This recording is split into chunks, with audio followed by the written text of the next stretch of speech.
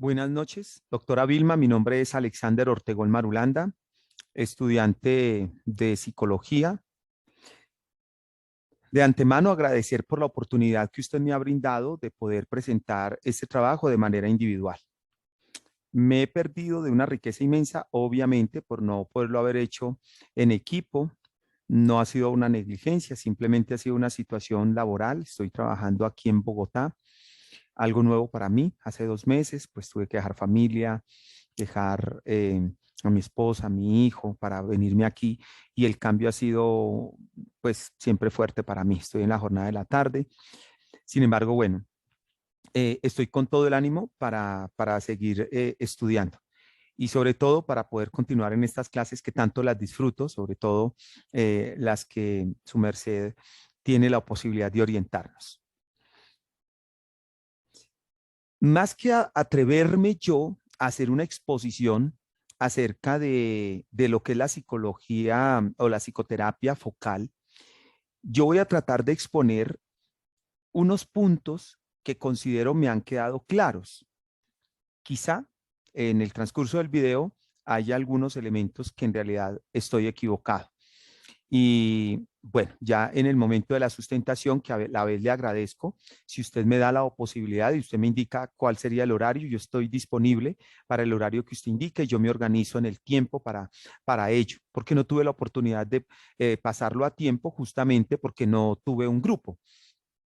Pero más que atreverme yo a hacer aquí una exposición y más frente a una eminencia como usted que entiende, quiero presentar este contenido para que usted me indique en cuáles puntos estoy bien, en cuáles puntos estoy equivocado y cuáles podría fortalecer. Porque a decir verdad, profe, me está cautivando el tema de la psicoterapia, de la terapia psicodinámica y sobre todo de poder ahondar, si se puede, también en Sigmund Freud, un personaje del que ya he empezado a leer un poco, justamente por provocación suya en otras clases. Entonces voy a entrar en tema y para esto me permito compartir pantalla. Voy a presentar aquí por medio de una herramienta digital que yo he hecho que se llama Genially. Voy a presentar un poquito de psicoterapia focal y estratégica, que como le digo muy bien, no es, el objetivo mío no es aquí hacer una exposición como de quien conoce del tema, porque la verdad siento que apenas estoy ahondando. Psicoterapia focal y estratégica. Lo primero sería empezar a mirar un poco acerca de lo que es el foco. Para ello, vamos a mirar algunas posturas de algunos personajes eh, que abordan el tema de foco. Por un lado, pues es un punto de convergencia y por eso lo represento por medio de estas dos imágenes. Es un punto al que llegan muchos puntos, convergen, digámoslo en aritmética, sería, perdón, en geometría llegan las líneas, es como el punto en el que llegan eh, todas las fuerzas, pero también, por otro lado, el foco sería como el punto en el que están concentradas aquellas fuerzas y desde allí se expande hacia afuera, que eso sería propiamente el foco. Esta segunda acepción, por eso pongo estas dos imágenes, sería la más acertada de hablar en psicoterapia, al hablar de foco.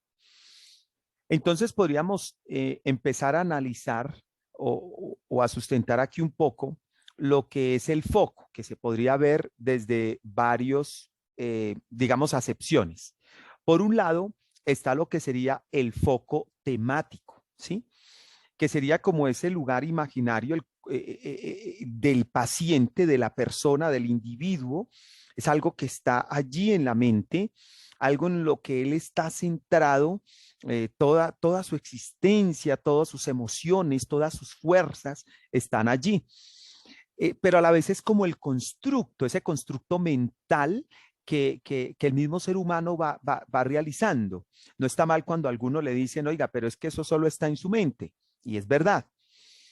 Pero a la vez se puede tomar el foco temático, porque esa es una de las acepciones por las que se puede hablar de foco, es como esa pieza de arquitectura, esa pieza arquitectónica psíquica que el ser humano ha construido en su interior.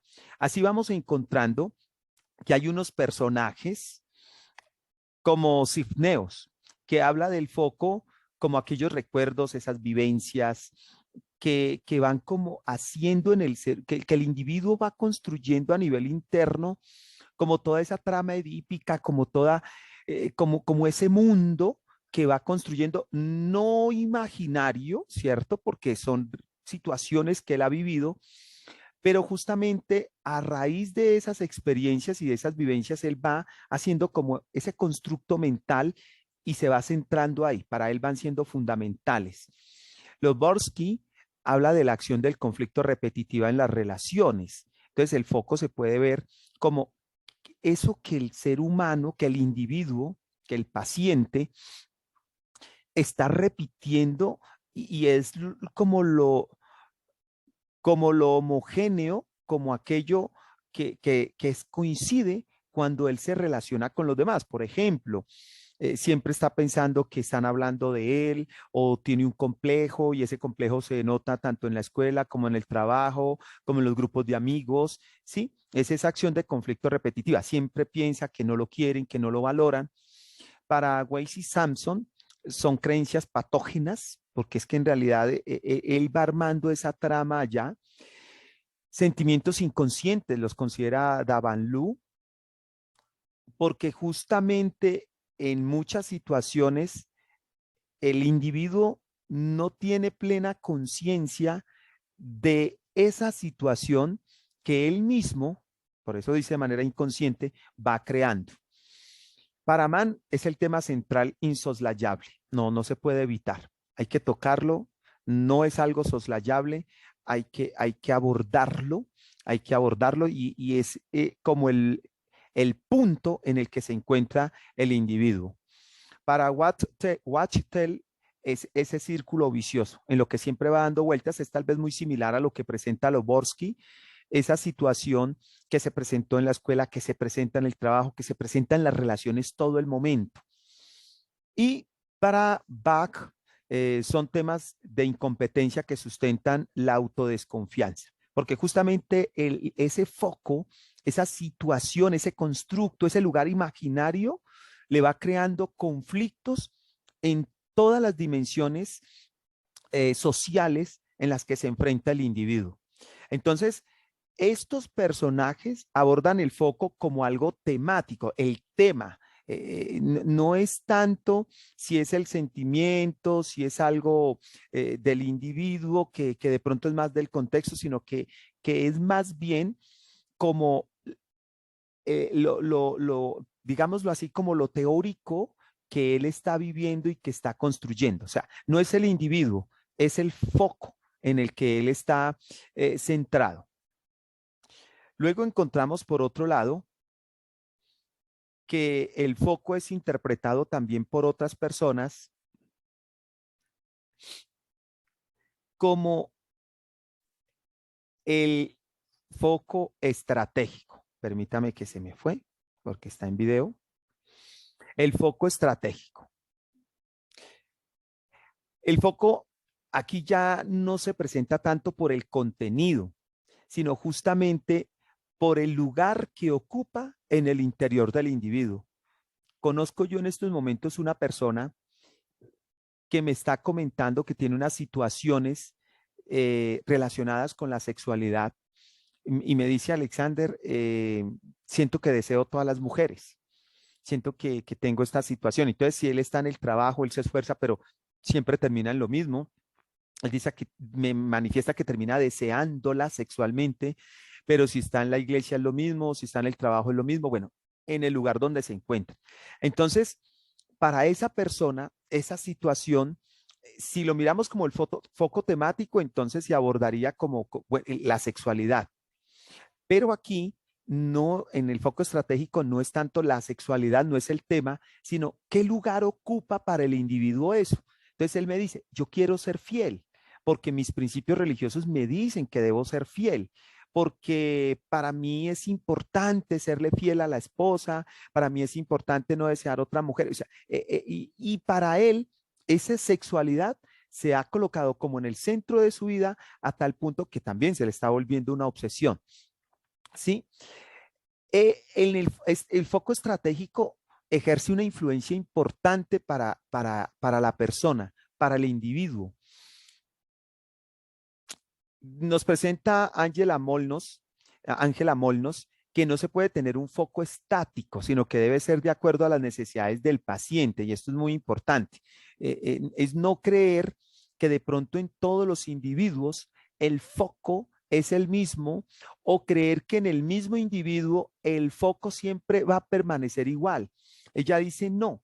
También es importante analizar en qué momentos de la vida ese foco tal vez cambia, tal vez ya no es el mismo.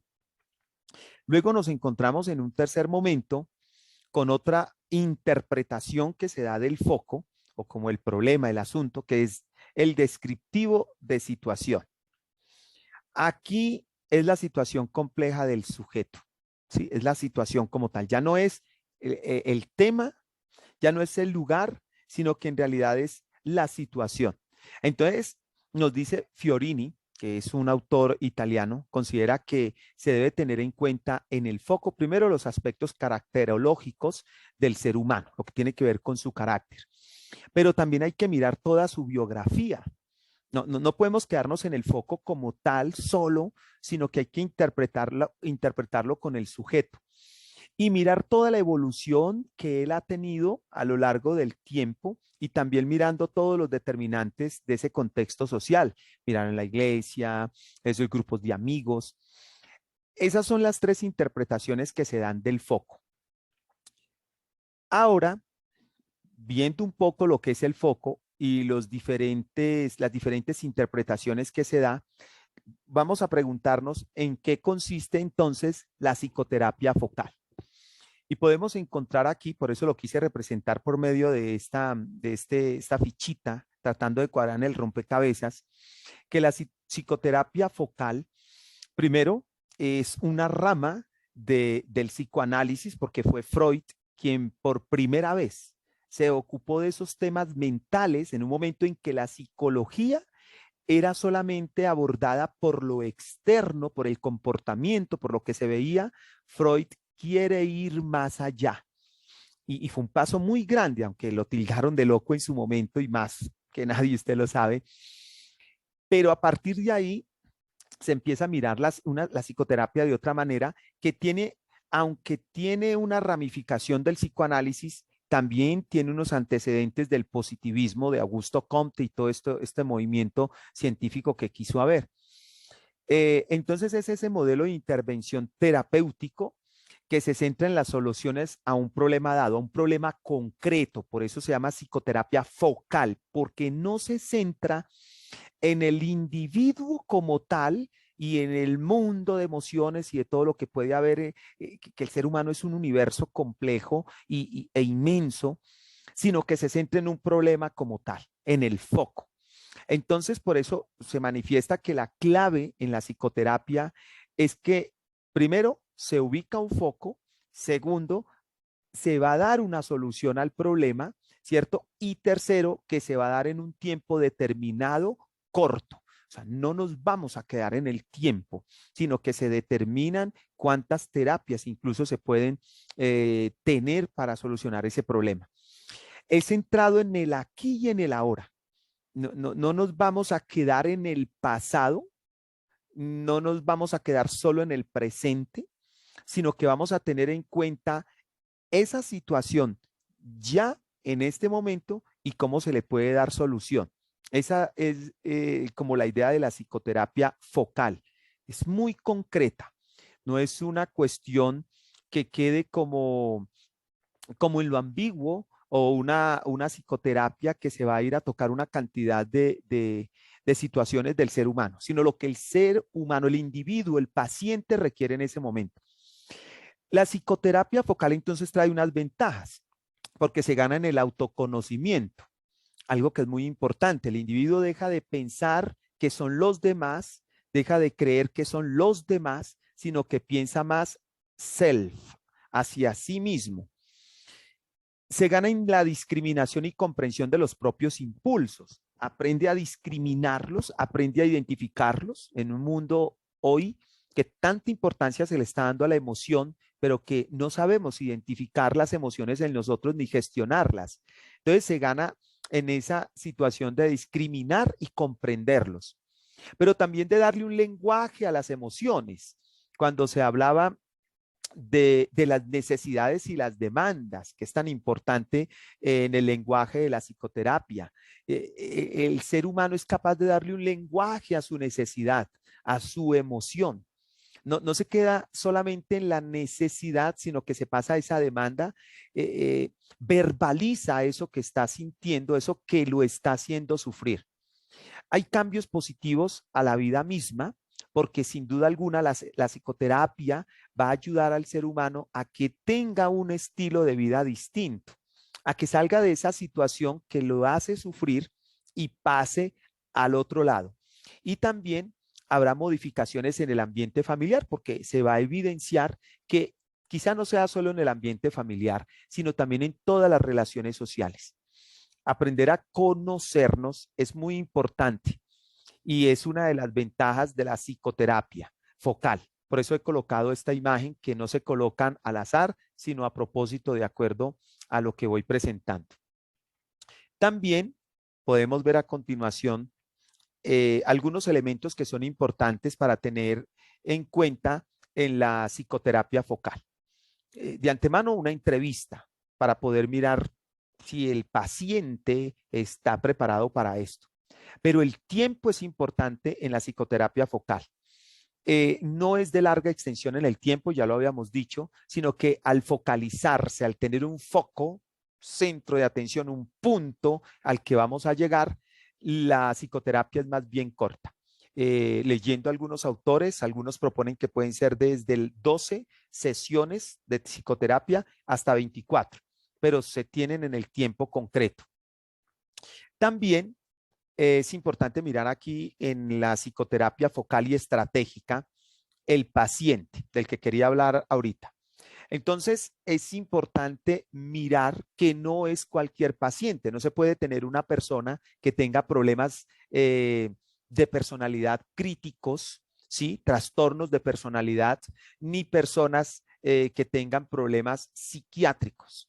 No es para todos la psicoterapia. Hay que tener unos elementos importantes, como por ejemplo, que sea una persona capaz de trabajar en equipo, porque al fin y al cabo va a trabajar con un terapeuta. Y se deben tener unos elementos. Una persona que esté muy ensimismada, muy introvertida, que le dé miedo el hablarle a la otra persona, el sacar lo que hay en su interior, no va a ser capaz de llevar una psicoterapia focal. Debe ser una persona con capacidad de generar relaciones afectivas, porque eso es lo que se va a generar entre el terapeuta y el paciente también. Una persona que no tenga control de los impulsos, una persona que ponga barreras, que no quiera abrirse, no va a tener buenos resultados en la psicoterapia. Que no tenga miedo de abordar el mundo emocional, que también se necesita. Que no tenga miedo de hablar de sus emociones, de expresarlas. Y también que tenga disposición para hacer ese esfuerzo emocional de poder realizar cambios allí, de poder confrontarse consigo mismo, de poder llamar las emociones y las situaciones por su nombre, que tenga esa capacidad como de autoconciencia, que es lo que el terapeuta va a llevar al paciente. Para ir finalizando y tener en cuenta en la psicoterapia, se visualiza y se trabaja sobre el foco, como ya lo hablamos, con esos objetivos concretos, sabiendo que va a tener una extensión concreta también en el tiempo, que se va a centrar en un problema, no es que, ay, venga, yo también quiero abordar este otro, no, la psicoterapia se va a trabajar sobre un problema determinado, sobre el foco y darle una respuesta, yo lo llamaría existencial, a esa situación que está viviendo. No busca cambiar a la persona, al paciente, sino que más bien solucionarle ese malestar que lo está llevando a la psicoterapia. y que sea capaz de controlar impulsos, porque una persona que de pronto tenga estos problemas de personalidad en una psicoterapia no huye, se va, no vuelve o simplemente no va a tener esa apertura para poder trabajar con el psicoanalista, psicoterapeuta. Es más o menos lo que he entendido sobre la psicoterapia focal y estratégica. Leí una frase en Sigmund Freud hace poco, en un libro que me estoy leyendo de Freud y sus memorias, dice, y que me llamó mucho la atención, que todos aquellos sentimientos y emociones que fueron reprimidos en la infancia nunca se borran, simplemente se van a guardar y cuando adultos van a salir de la peor manera. Y creo que es muy cierto. Y creo que yo creo que todos deberíamos pasar por una psicoterapia. De hecho, quedo yo provocado para hacerlo, porque hay situaciones también de mi vida que quisiera solucionar, que quisiera mirar y he intentado de muchas formas, pero vuelvo a lo mismo. Entonces, esto es mi profe, lo que he entendido de, de esta lectura, que la verdad quedo muy contento, pero siento a la vez que quedo con grandes vacíos para seguir ahondando. Muchas gracias por su atención.